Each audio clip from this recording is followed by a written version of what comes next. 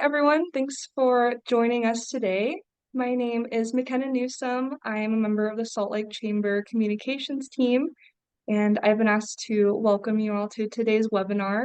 So thanks for joining us. We'd also like to thank our program sponsor, Penna Powers. The title of today's session is Generative AI for Business Overview, and we're very excited to welcome our presenter, Earl Foote, founder and CEO of Nexus IT. Nexus IT provides IT services and support for companies all across Utah. And if you have any questions during the webinar, please feel free to submit them using the Q&A function, and we'll do our best to answer as many as we can. And this webinar is being recorded and will be made available on the Salt Lake Chamber's website. So I think we are ready to get started, so I will pass it off to Earl. Hey, everybody. Thanks so much for joining us today. McKenna, it looks like I'm going to need access to screen share. If you could either make me a host or give me permission to screen share, that would be helpful. Super excited to, sit down and kind of talk with everybody today about this topic of generative AI. I know it's not brand new, early 23, we were all kind of scrambling, trying to figure out what this all meant and what it means for business. Today, 18 months or so into the mainstream sort of, launch of generative AI, the landscape is changing, and it'll be interesting to see, just how things are progressing. I'm going to go ahead. I think I'm going to be able to share out my screen there. Let me just get myself set up and make sure we're good to go. McKenna, can you just confirm you can see my screen that says generative AI on it? Yes, I can see it. All right. Well, let's go ahead and get started then. Everybody, today, the objective is really just to dig in a little bit to define what generative AI is, and to begin to talk about some of the practical business applications of generative AI.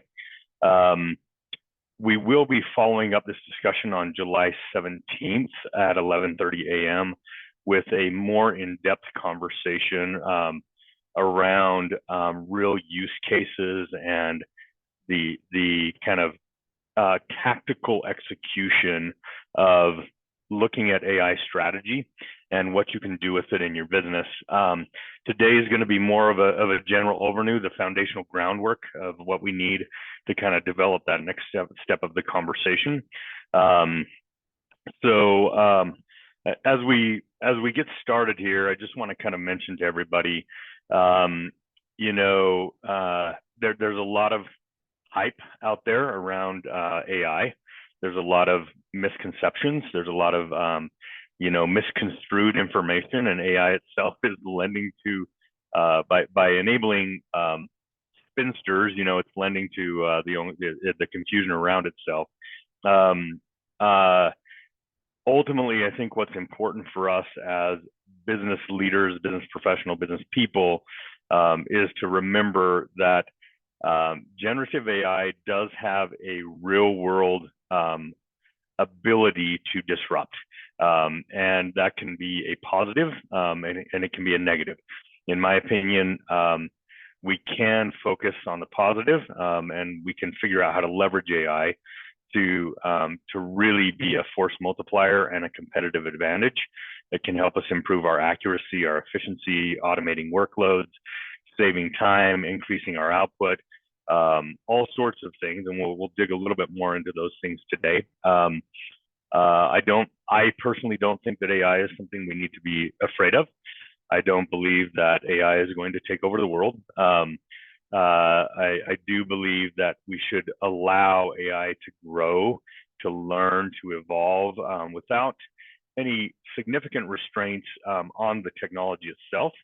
But I personally think that we do need to be very mindful as human beings around the ground rules and the guardrails that we place on how we use AI, because there is the possibility for it to become nefarious, and there is the possibility for it to become too disruptive in a very quick way to society and business, that potentially can lead to some challenging circumstances and outcomes. And so I believe a mindful approach is important, and we'll dig into all that a little bit more today. I do want to just mention as we kind of get started, for many, AI feels like something daunting, particularly if you're not a technologist. If you're not super familiar with technology and/or the groundwork of AI itself. For many of us, we feel like we need to be, data scientists, and we need to be AI engineers in order to understand or to leverage the capabilities of AI within a business. And my hope today is to dispel some of that and give you some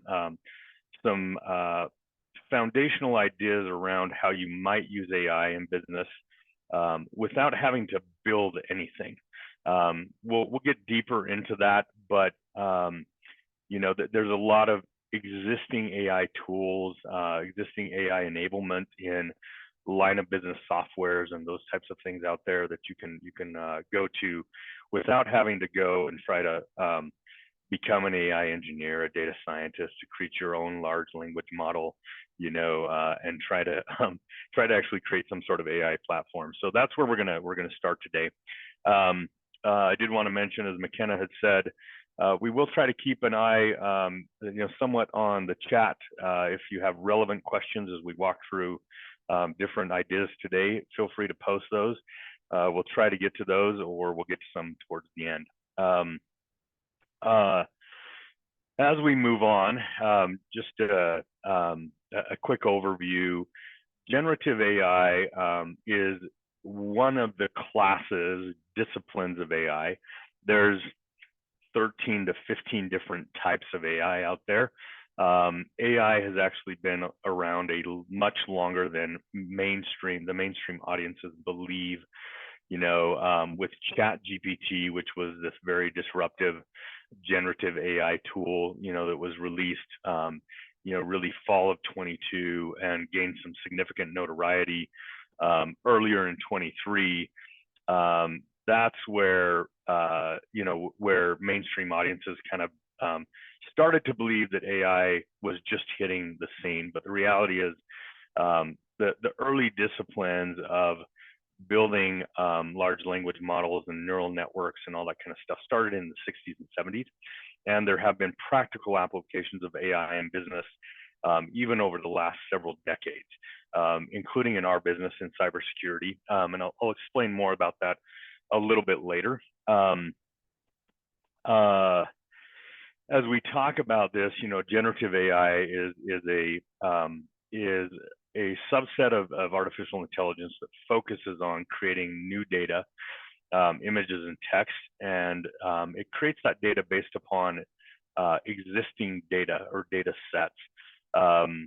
It contrasts with discriminative AI, which I'll describe a little bit more later and tell you a little bit more about that. Over the last few years, particularly as generative AI hit mainstream audiences, there has been significant advancements. Some of that has been very positive. Some, again, has been potentially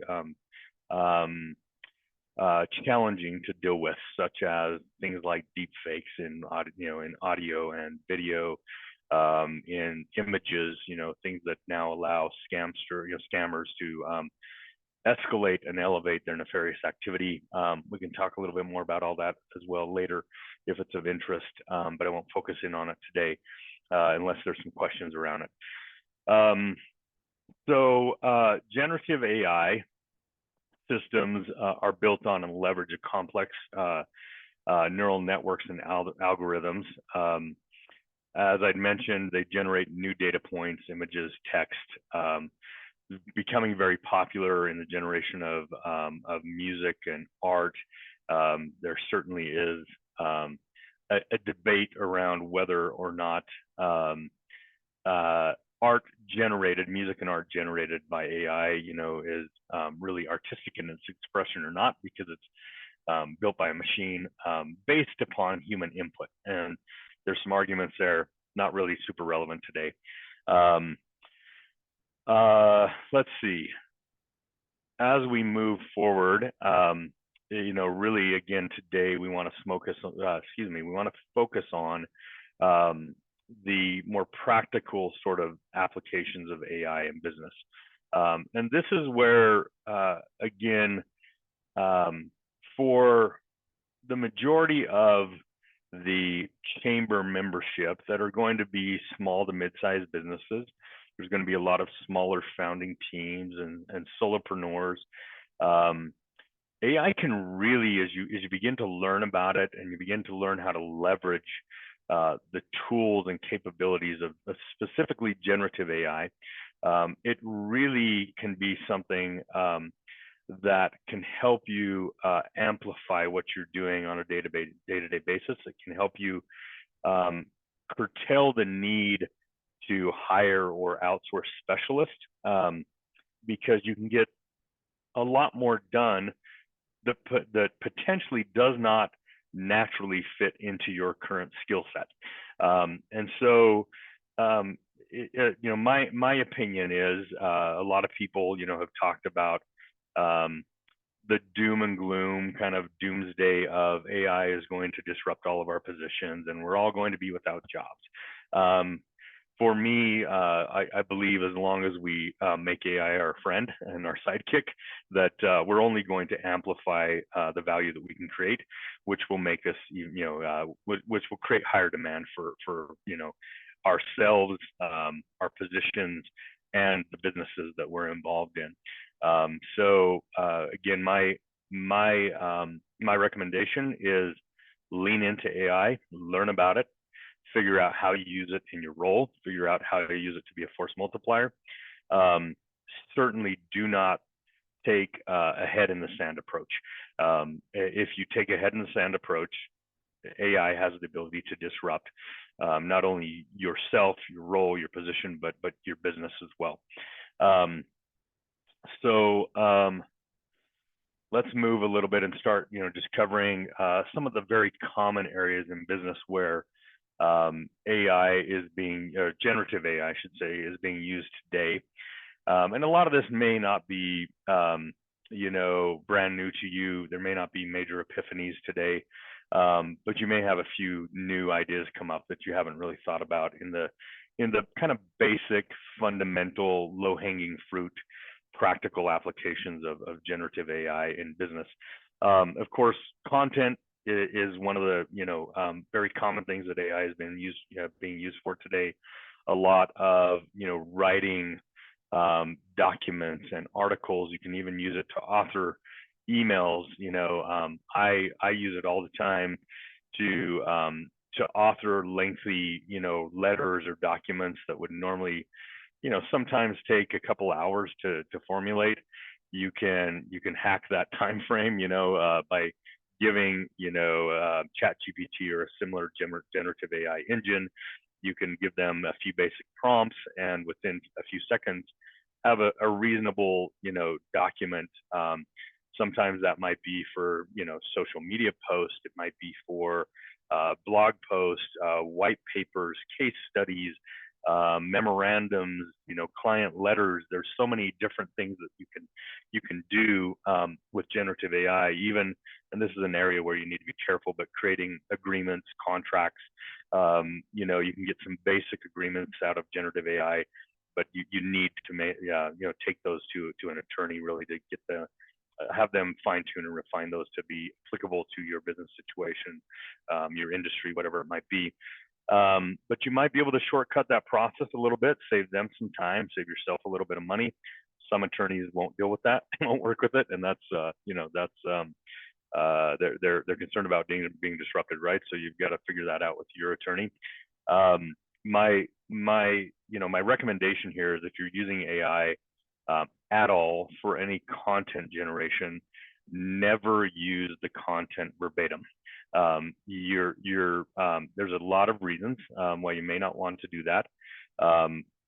First and foremost, based upon the data set, and I'll come back around to this idea in just a moment, but based upon the data set, AI is only as accurate as the data that it has access to.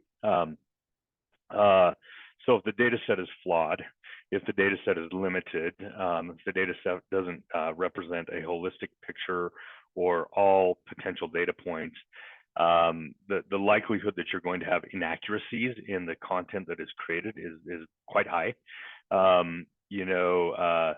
Data sets can also contain natural biases.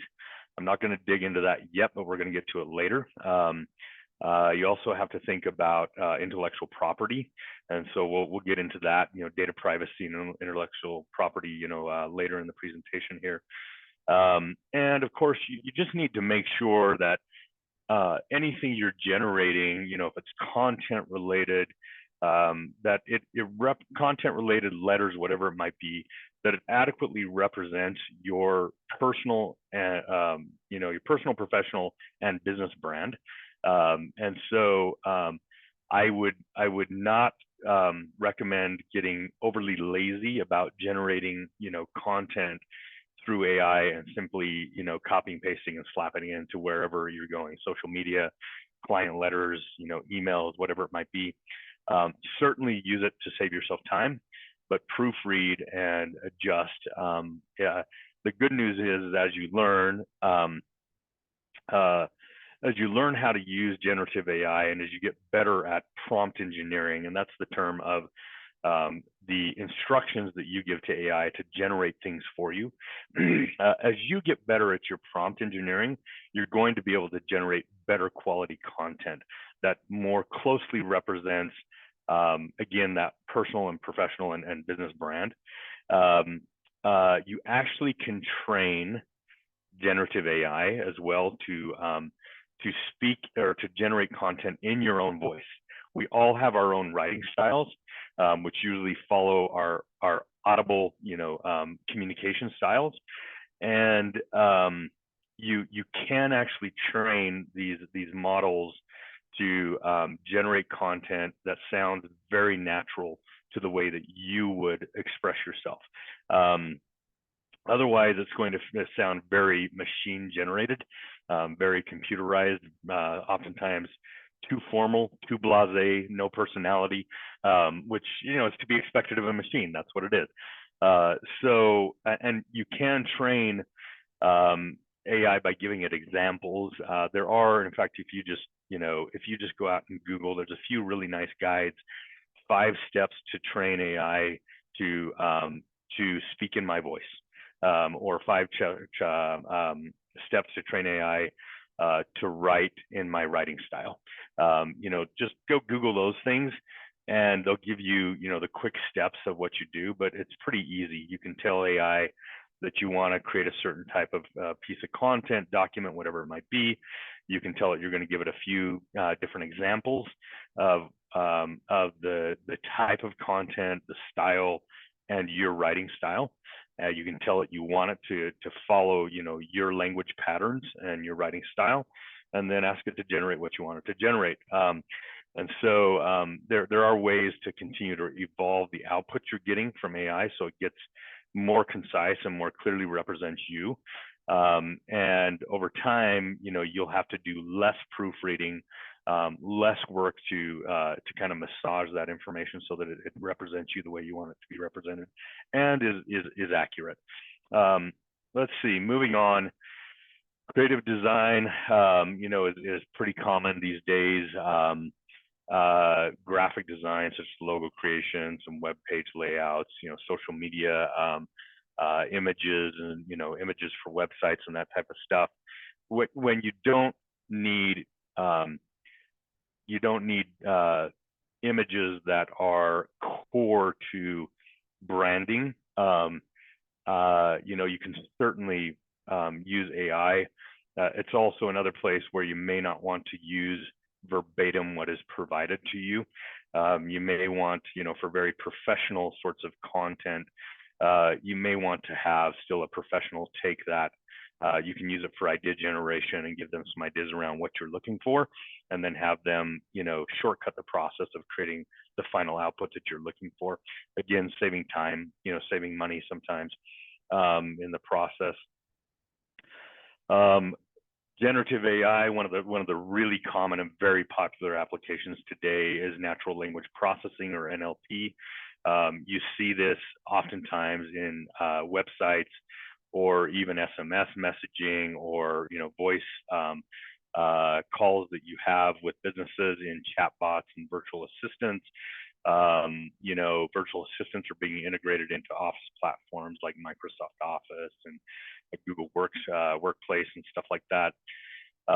Translation services, is becoming more and more common, and text summarization, which is a really great application for generative AI.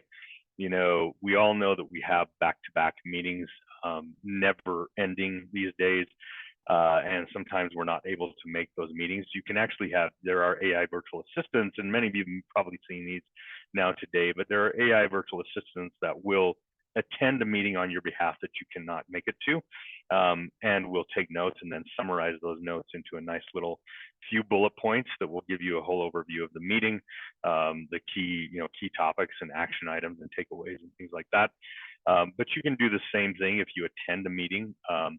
Whether you have AI take the notes, or whether you're taking the notes, you can input that into AI and just tell it to synthesize that information for you, give you key themes, talking points, action items, things you need to pay attention to and take away, right? So really good practical application there. It's a nice productivity hack. Can save you a lot of time, as well as keep you on track with your organization and deliverables and that type of stuff. Let's see. We're Jill Schroyer, which, hey Jill, I know Jill. It's good to, thanks for being here. Good to at least have you attending virtually. She asked if there are other generative AI tools besides ChatGPT. Let's see. She says, I can Google options, but it always feels overwhelming. So I'd love to know if you can recommend free options for other AI tools that can do things like you mentioned in number 2, the last slide. Let's go back real quick. So creative design, like website design, logos, and that type of stuff. So Jill, yeah, there's a lot of options, and depending upon what you're looking for if you're looking for text, or you're looking for images or video and that type of stuff. Let's see, built into ChatGPT 4 now, you have DALL-E, which is the OpenAI. It's their image product. It's not in the free versions. You have to subscribe to ChatGPT 4, but you can, if you're creating text content, you can ask ChatGPT 4 to generate through DALL-E any images that you might need. There's a lot of other of tools out there. Midjourney is very popular today. I believe that's the title, and I get these names mixed around because there's so many, right? And on the tech side, you've got Google's product, Bard. You've got Microsoft's product, and now you got Microsoft Copilot being integrated into Microsoft Office and all that kind of stuff. But on the image side, Midjourney is more a high level, like creating art or real higher end graphics for content creation. Again, more professional content creation.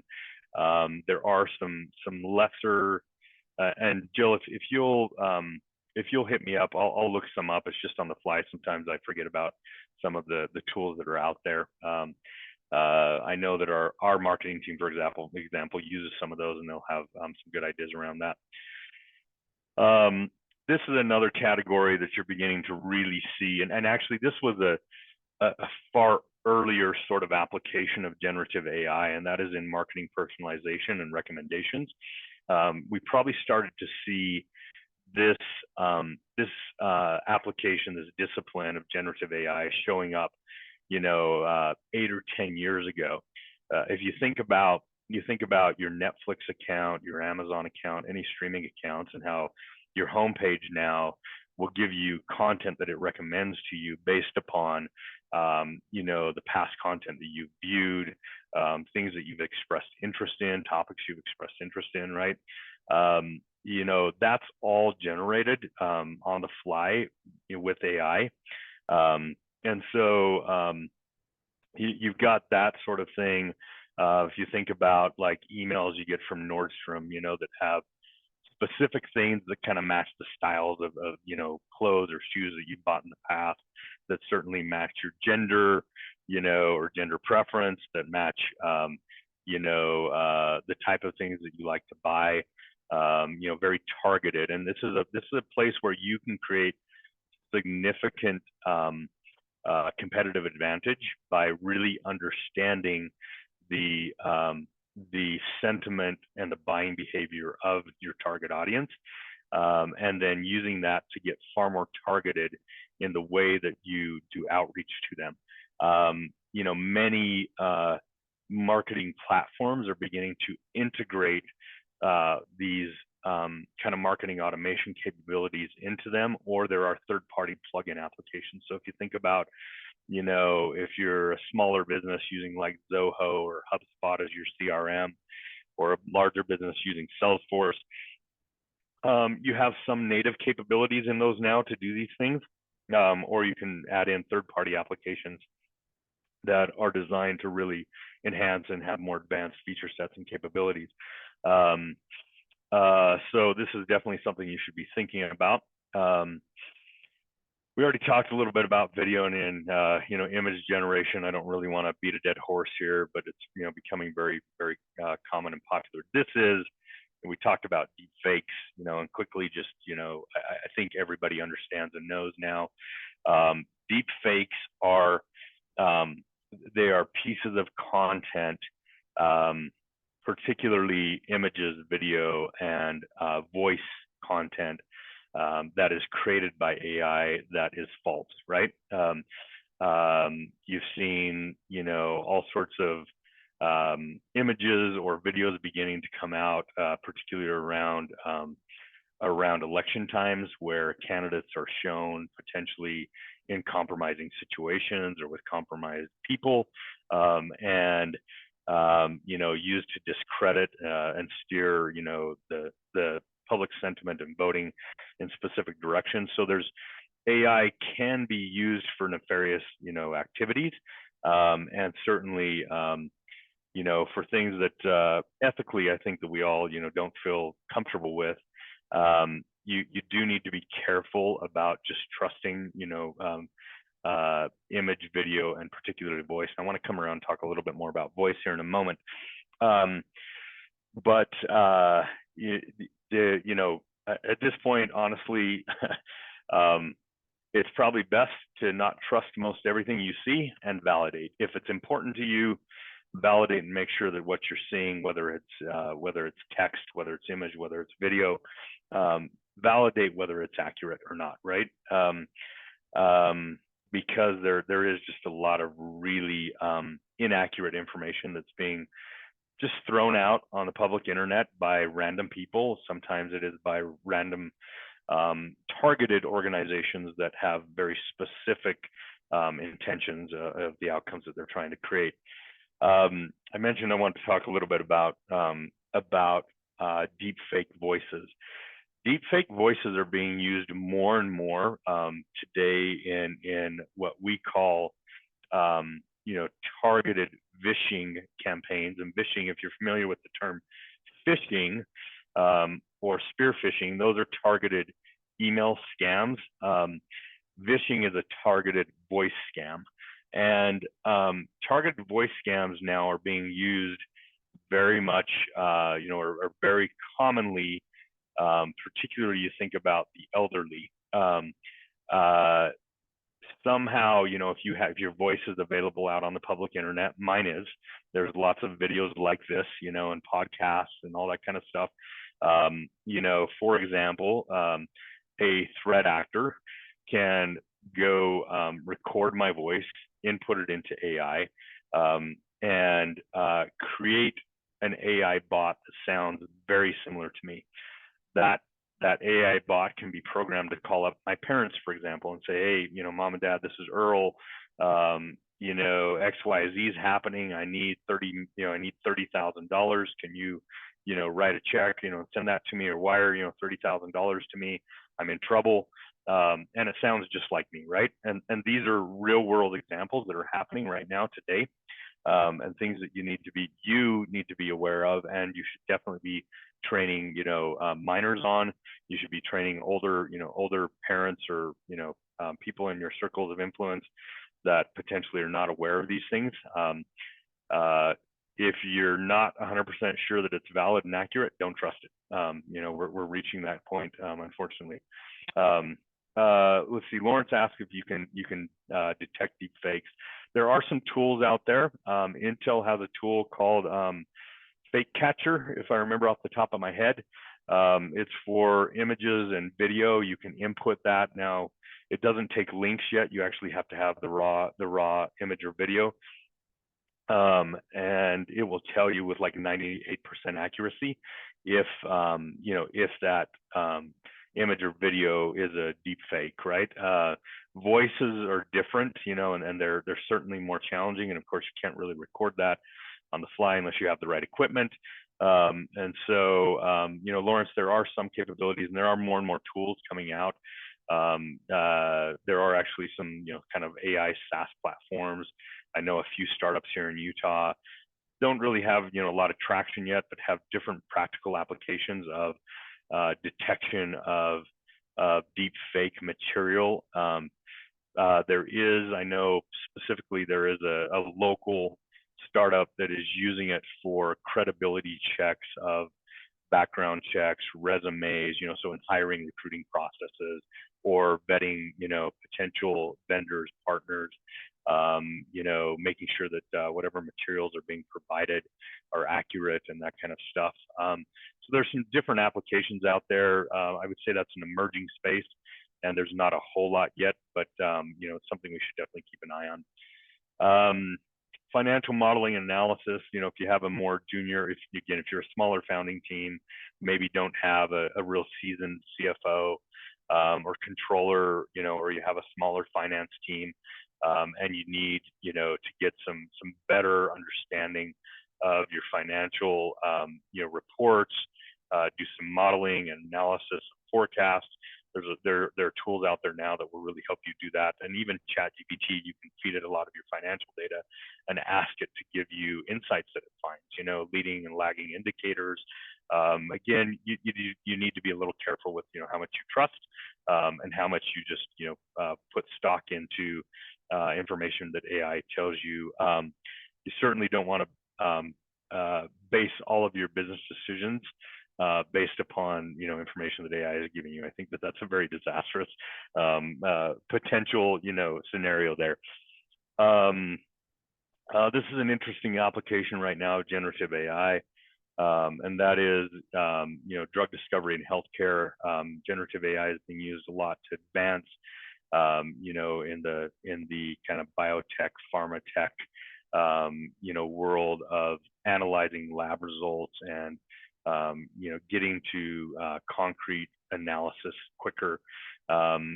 Certainly, this is something that I think is exciting, and it'll be really interesting to see how this continues to unfold, and gives us a lot of more and better information of how we're going to kind of unlock the next stage of of humanity. And you see a lot of biohacking kind of stuff going on and stuff now that is beginning to emerge out of this.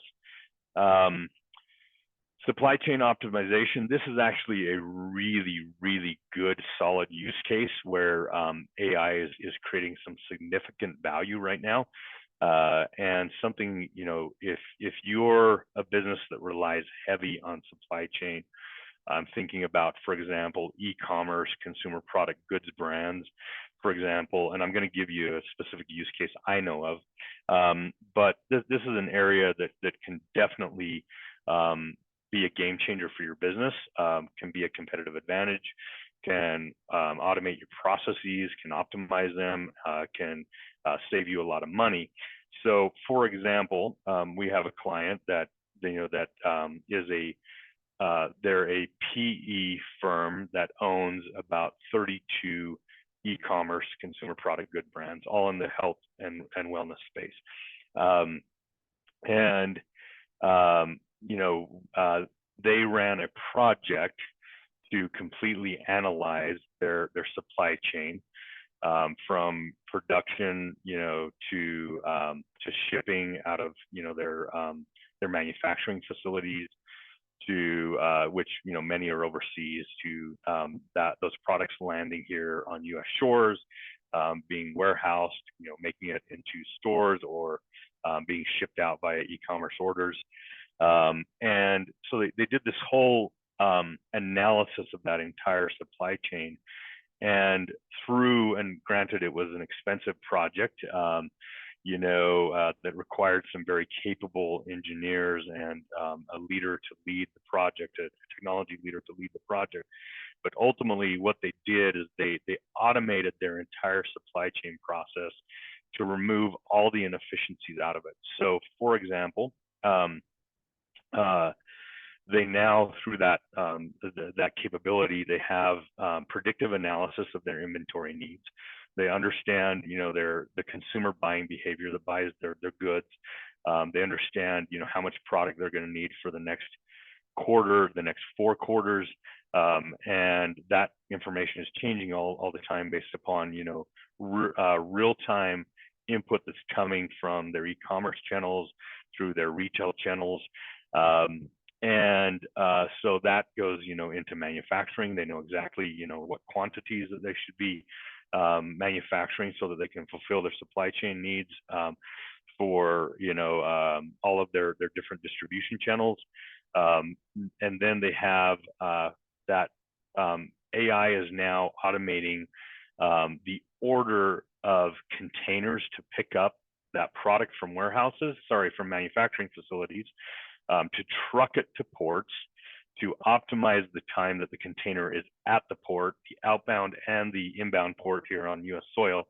And that piece is because the longer your container sits in a container yard, in a shipping yard, you get charged for all of that time. And so if essentially you have a semi-truck show up with your container at the time that your product's ready to come off of a boat, and get loaded directly onto that container, and the semi-truck can get out of the yard and be en route to the warehouse, oftentimes those containers sit for weeks in a container yard, and you're charged for all of that time that you're using up that space. So it significantly decreases the cost of that supply chain, ultimately driving efficiency, driving margins, and potentially giving the business an opportunity to pass on some of those savings to the consumer. They've completely kind of refined and automated their supply chain. I forget how much time they took off of the traditional kind of, and it's for them, it's also the raw goods, the ordering of the raw goods and shipping the raw goods into manufacturing facilities. So it starts all the way from the very beginning to the very end of their supply chain process. And it shortened something by like 90 days, their typical supply chain process, and all of the inefficiencies where they had cash burn, in that process. So that's I think a really good, real world use case scenario that, if you're in a business that depends heavily on supply chain, you can think about how you might use that. There are emerging, out of the box tools that are coming out as well that will kind of do those things for you, so you don't have to custom build them, where custom building can get very expensive, and the timelines to get that done, are generally a year to a couple of years. All right, moving on. Maybe not super interesting in the realms of business, but in the gaming and entertaining world, we're starting to see AI being used to create characters and narratives in gaming environments. If any of you are into gaming, it can be kind of a fun understanding. This is my realm, and that is that and this is again maybe a misunderstanding of the mainstream public. That is that we've actually been using generative and discriminative AI in cybersecurity and fraud detection for the better part of 12 to 15 years. When we look at large network and cloud environments and hybrid environments, there's so much network traffic and activity. There's so many nodes that it's, today it's become impossible for humans to keep an eye on all of that. So we use,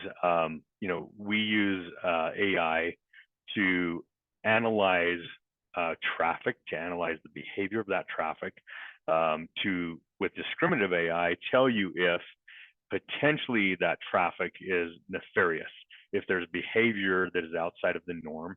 And then that, we actually even use discriminative AI to neutralize a potential threat. So if it sees activity, traffic behavior that doesn't fit the norm, it can halt that behavior. In some cases, it can reverse it. For example, in ransomware, where ransomware starts to encrypt files, discriminative AI now today can detect that encryption happening. It can neutralize it, stop it, and then roll it back. Once it's neutralized, however, we use AI now to alert real humans of a potential threat of danger. So in our industry, we call this stuff EDR, MDR, XDR, which is extended detection response, managed detection response. Endpoint detection response, managed detection response, and extended detection response, which all is a function of a security operations center. So many of you may have heard of a SOC, for example. Cybersecurity teams, whether they're internal to an organization or they're outsourced like us, we have security operations centers, SOCs, where we have real-world cyber analysts who are keeping an eye on all of this traffic and data, being aided by AI to help more quickly and more accurately see where there might be threats, and then to bring that front of glass for them so that they can analyze it, and ultimately take action if it's needed. It's something that we've been very grateful for. It's definitely changed the game, but it's also it's changed the game on both sides, because we've actually been battling weaponized AI for that same time period, 12 to 15 years. So again, AI in the wrong hands or in nefarious hands can be very destructive. And a lot of threat actors out there are using AI to accelerate the pace of their attacks and the success rate of their attacks. No longer, are they just using programmed bots that run off of a basic set of instructions. AI can now learn and adapt, and it can figure out, new points of potential entry and attack vectors and vulnerabilities within systems, and leverage those, right? So threat actors are automating, they're hacking, and that's dangerous. It's very dangerous for business. It's dangerous for governments. And the good news is we have tools that are helping us, detect and battle that as well. But it is not that is an evolving battle. It's nothing that's, it's a battle that I think will never stagnate. Threat actors are going to consistently evolve their capabilities with how they use AI, and we're going to have to continue to evolve our capabilities with how we use it in a defensive manner. So moving on, we actually do a lot of this at Nexus IT. This is a really powerful use case for generative AI right now, and that's understanding market research and trend analysis and getting insights into, understanding your market sentiment, buying behaviors, preferences over the next 24, 36 months, 48 months, whatever it might be. Again, this is something we use at Nexus IT. It's something that's really began to change our game, because now, you don't need necessarily super highly specialized specialist to do this type of work for you. Again, this is an area where be careful, based upon the, how much you trust this information, and based upon the scale and depth of your project. You may still need, companies like, to talk about a local company, MarketStar, right? That will do some deep market analysis for you and generate some an action plan based upon that, or even execute that action plan for you. But it is a way that, if you don't have that capability on your team, and you don't need something terribly sophisticated, and you can validate the accuracy of the data that's being provided to you, it's definitely a competitive advantage to use generative AI to begin to provide it data sets, provide it information or links, and to have it do some market research for you and give you some insights into now and into the future, and how you might want to steer your strategic plan and your product sets, your services, whatever they might be. Let's see. Another really great application, and this is something we use quite often, here at Nexus IT as well, is for innovation and idea generation. We don't always show up, when we're in the thick of the day-to-day execution of business. We don't often get that opportunity to step back with a more strategic zoom lens, and to think deeper about our businesses. And so when you're not in that state of, stepping away and, really beginning to dig deep, you're just kind of on the fly trying to get through your workload in a given day. This is a nice hack where, when you're not in a creative mindset, and your brain's not really firing in that space, and you're not getting ideas or whatever, hit up ChatGPT, hit up whatever tool you're using, and see if you can get some decent ideas there. Again, this is a matter of quality of prompts too, because you're generally going to get some pretty generic sort of ideas, out of a generative AI engine, unless you can give it some pretty good creative prompts, right? Let's see, just checking to see if we have any more questions coming in. I think we're good. So I do want to move on to talking about, I'd mentioned that one of the things you really got to be thinking about with generative AI is data privacy. And this is maybe a little more applicable if you're building your own large language model with your own data sets. The quality of that data set, the integrity of the data, is really important, because it's really easy for data sets to contain, even unintentionally, to contain personal information. So, for example, PII, which is personally identifiable information, PHI, personal health information, business data, proprietary business data, IP, that you don't want, to be out there in the public realm. And so it's becoming very popular when you're building your own LLMs, data sets, LLMs being large language models. When you're building those, anonymizing the data and scouring that data before it goes into a data set is extremely important. But this is also, if you're using public, Gen AI tools such as ChatGPT, you have to be aware of this, because if you're,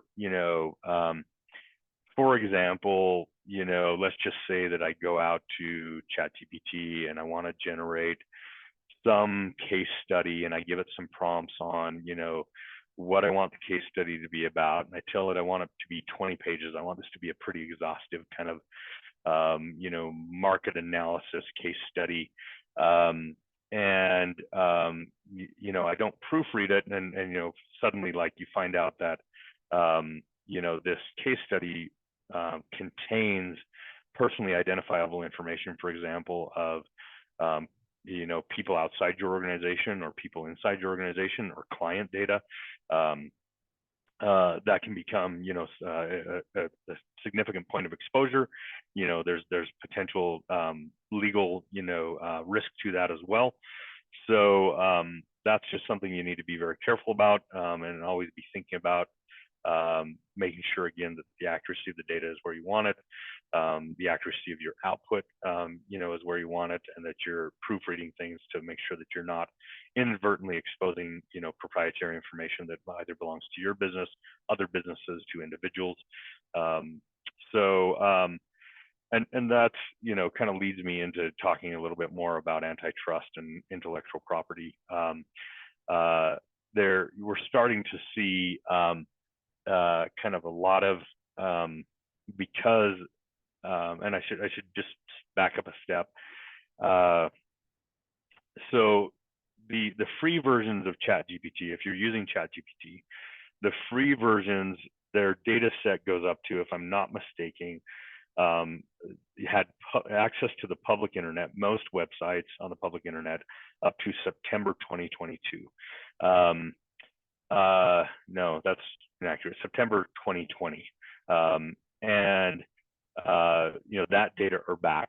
Today, if you're paying for, a paid version of ChatGPT 4, that now has live access to all public data on the internet, as long as, the websites allow ChatGPT to comb and index that data. There are websites that won't allow ChatGPT, like LinkedIn, for example. I think Facebook doesn't allow it as well.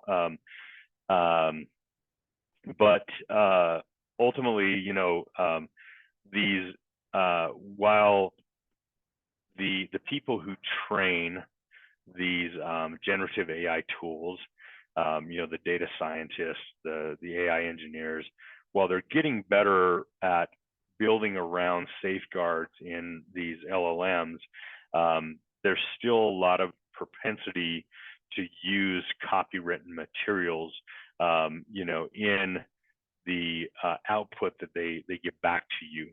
And so if it's out there on the public, if it's a book, it's an article, it's a song, it's a piece of art, that is copywritten, of course you cannot reuse that without potential legal exposure. And you're starting to see a lot of lawsuits beginning to come up from people who have regenerated content. They didn't take the time to validate, whether before, and maybe have publicized content in a very large audience. They haven't really taken the time to validate whether or not that content is based closely enough on some copyrighted material, that there's potential legal exposure there. And so that's happening. We're seeing artists, musicians, authors, media organizations begin to sue other organizations or individuals for copyright infringement, and wanting royalties and all that kind of stuff, right? So we're in, this is a wild west right now. It's it's a new frontier, and there's not a lot of regulation that exists around this. Of course, we're starting to see some state and federal regulation coming out around AI and the use of it. But it's something you definitely, as you use AI in your business to generate content, you need to be thinking about these things. You should have a check and balance to make sure that you're not using copyrighted information, and you're not exposing yourself to the legal risk of doing that. Let's see.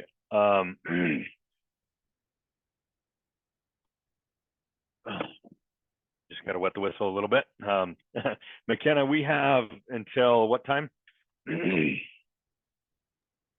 Until 1. Until 1. Okay. All right. It won't take that long.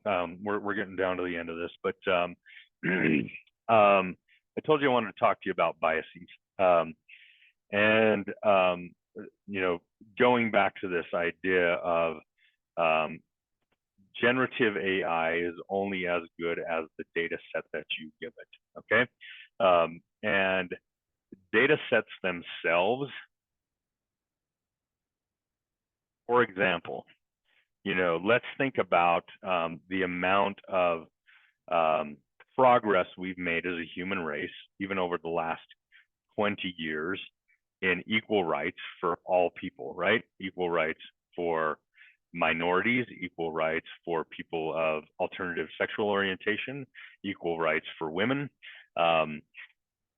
If you were to give a large language model a set of data from the 1950s and back, for example, it does not know how to discriminate between what is fair, what's biased, and what's not. It's only as good as the data you've given it. And so if you were to ask that large language model to generate some content for you based upon that data set of the 1950s and back, you're going to get some very bigoted sort of content that's going to be generated out of that large language model. So again, this is the people who are building these are getting better at training these and giving more comprehensive, holistic data to these large language models to begin to solve for this, but also building in parameters for the AI to help solve for it. It's on the fly on its own, and certainly with a more public, a real-time public access to the internet like ChatGPT 4 now has, that's an easier proposition. But this is just another kind of gotcha that you want to be thinking about as you're generating content, as you're using AI. If you're using AI, for example, for example, just a use case in our space, or in technical support, customer service, it's becoming more and more common. As you know, for example, if you just call up your internet service provider, let's just say, you're going to get a first line technical support person, if you're having a problem with that internet service, or you're billing for it, you're going to get kind of a first line agent who mostly is just operating off scripts that are they're being prompted on their screen with scripts. There's not a lot of free thinking, and they're not allowed to do a lot of free thinking, particularly as we've started to offshore a lot of that, those duties a lot more. There's a lot of guardrails around what those people can and cannot say. We're beginning to see in those environments, those organizations using AI to try to give those agents more accurate information in a quicker manner, so that they can resolve customer concerns faster. They can serve more people in a day. They can be more efficient and even automate some of that, not only with human agents, but with machine agents, chatbots, virtual assistants, that kind of stuff. And if those agents are relying upon a data set that contains biases, particularly you're thinking about, so much of the customer service we call today, especially for larger providers, is given to us out of the Philippines, out of India, out of Latin America. And there's cultural differences that they don't understand about, their culture in the US, and we don't understand about their culture. And certainly it could be pretty quick, and they could pretty quickly and easily get into some hot water by relying upon instructions, scripts, data sets that are that contain a lot of biases. And so these are just things you got to think about, solve for, again, validate, have checks and balances around the integrity of the output that you're creating from generative AI, to make sure that it matches what you want.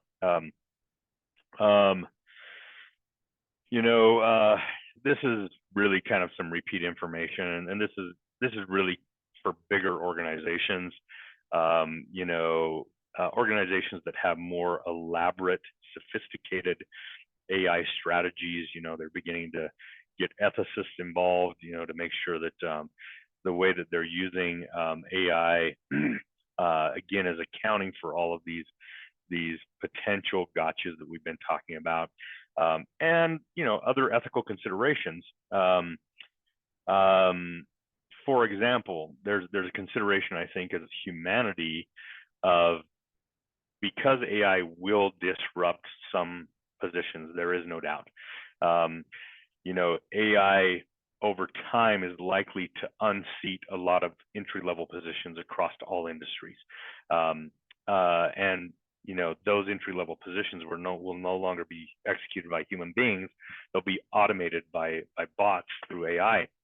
The question of humanity is, how quickly do we want to do that? How quickly do we want people to be without jobs? How disruptive is that to society?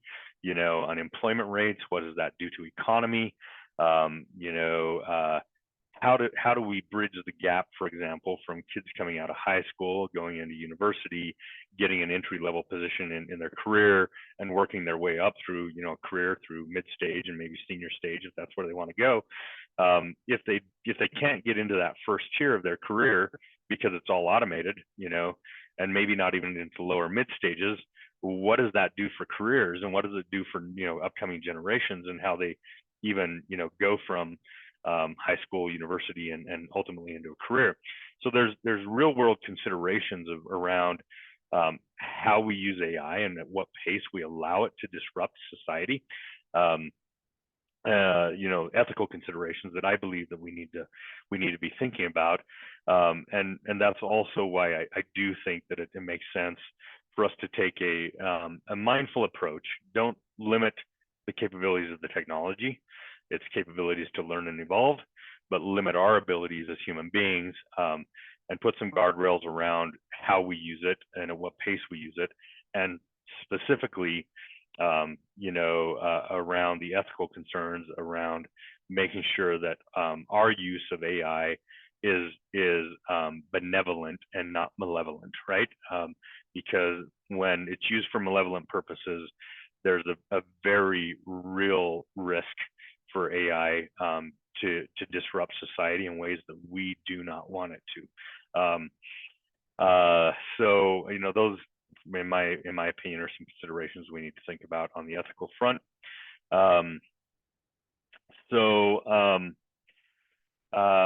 Just to kind of begin to summarize and conclude this hour, which I've been grateful to share with all of you. Generative AI and AI in general and different disciplines, of course, generative is the most mainstream right now. It is the most impactful. It's the easiest for us to use and implement in business, particularly in any size or stage of business right now. Generative AI has the ability to be very helpful, very impactful. It also has the ability to disrupt. My recommendation is, again, don't put your head in the sand. Think about how you can use AI in your business to create a competitive advantage, not just in your business, but in your role. Think about, some of these applications that we've talked about today, and what are the things that you can do. Think about low-hanging fruit. What are the quickest, easiest ways that you can use generative AI today that will begin to make the greatest impact in your business or in your role? And don't get too divided from your focus. Don't try to implement 10 different AI strategies all at once, because it'll be a failure. You can't focus enough on any one of them that you'll be able to get anything done. But pick one or two top priority sort of items and begin to work on them. Talk with the leadership team around it. Figure out a well-formulated sort of strategy, a project. How you're going to roll that out throughout your organization. Of course, adoption of technology is a whole nother. We could spend hours, on presentations around adoption of technology. That's very difficult, particularly at scale in larger businesses. So you've got to think about how you train your teams up, how you upskill them, how you get them to adopt technology and AI tools by getting exposure to them, by helping them understand the value. But this is definitely, as you get your teams, also buying into productivity hacks, organizational capabilities, hacking content creation, you can do a lot more with a lot less. You can, maybe not, maybe you don't have to release people from employment, but you can certainly curtail future hires by, increasing people's, capability and throughput by 30%, by 50%, by using different AI tools. Again, my coming back around, my recommendation for smaller and even mid-sized businesses is trying to take down a project of building your own large language model, your own data sets, your own AI product, or internal AI tool. While there are tools of developing around that space and doing so in more low code, no code sort of capabilities that are far easier to build and roll out, it's still a very daunting and expensive task. And so think about looking at existing tool sets. Think about looking at line of business tools. Let's just say, you're in, let's say you're an HVAC contractor, right? And you have 4 offices and service, greater Utah region. And there is a specific line of business software that helps you run your business, from dispatch of, service tickets and, technicians recording their time and billing for time, to all of that translating in the back end into, financing and invoicing and financial statements and all that kind of stuff. Line of business packages, a lot of those today are beginning to implement AI tools and automation that make your teams more effective, that can give them better tools, like an HVAC tech, give them better tools on how to diagnose problems in the field, manufacturing data on what problems might be, so that they can save time. Of course, again, if you can get them, from doing 3 service, visits a day to 5, that's more productive for the business, more revenue for the business, better margin. And then, just automating the entire process through AI. A lot of line of business tools, much bigger businesses are spending money and time and energy on developing those AI capabilities within their systems, and you can leverage those.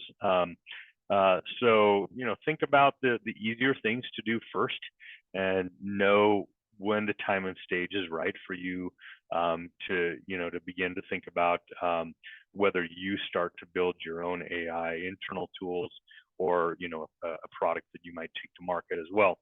Those are my recommendations.